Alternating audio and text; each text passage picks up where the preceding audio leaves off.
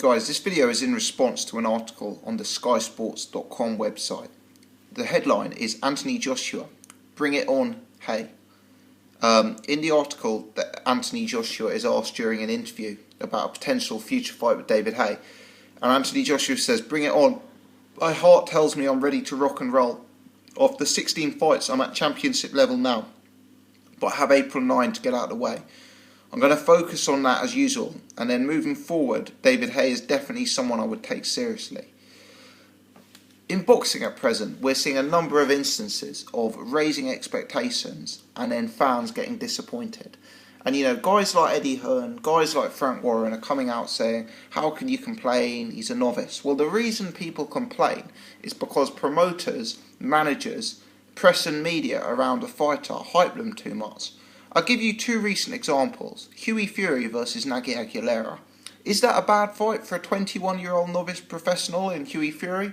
No. But I was very disappointed as a fan of Hughie Fury due to Peter Fury saying it would be a top 10 level opponent and saying it would be a big step up in class. Billy Joe Saunders versus Max Bursak. Is Billy Joe Saunders entitled to an easy homecoming defence? Maybe. He's had a tough road. Loads of undefeated fighters, loads of quality fighters. Maybe he's entitled to a homecoming defence. But am I disappointed? Yes. And the reason being, I've heard Frank Warren say on numerous interviews that they were going to announce a very, very big fight for Billy Joe. And Max Bursak does not constitute a big fight for Billy Joe. Now Anthony Joshua is coming out saying, bring on David Haye.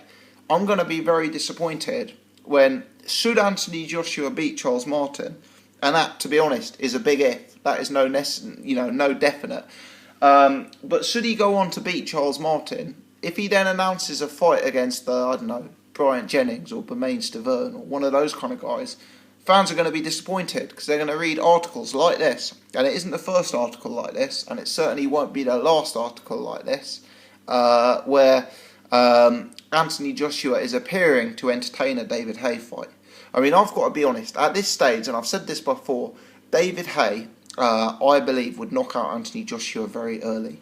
David Haye's got a lot to prove after his comeback fight against Mark Lamore, but he's not got as much to prove at this stage as Anthony Joshua, who is yet to fight someone who is a legitimate top 40 heavyweight in the world. And the way Anthony Joshua was exposed defensively for me in his fight against Dillian Whyte, he has got to do several learning fights before stepping into the ring with someone of the experience, class, speed and power of a David Haye. Several learning fights. And that's not a bad thing for Anthony Joshua. Anthony Joshua is still a novice professional. He's only had 16 pro fights. Of course he shouldn't be fighting David Haye. It's not a criticism of Anthony Joshua.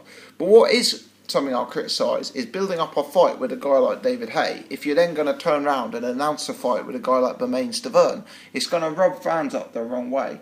So I guess that's my message to people in boxing. And this isn't just against Anthony Joshua. I'm using this as an example. But the same applies to Billy Joe Saunders, who's one of my favourite fighters. The same applies to Hughie Fury. And you guys know I'm a massive Team Fury fan. If you raise expectations, don't be surprised if people complain when you don't make the fights that those expectations have been set to. That's just my opinion here.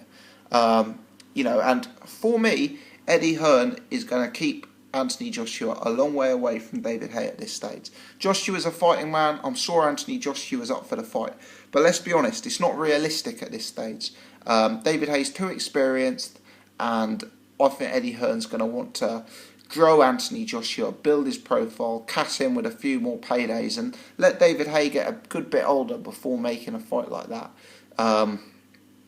That's my thoughts. Let me know your thoughts on this saga. Is this a fight that realistically will happen this year, or will they milk Anthony Joshua on pay-per-view against 3 or 4 easy opponents and keep that money coming in fast and regular and don't risk losing it? Let me know your thoughts. Please hit the thumbs up button. Please subscribe to the channel.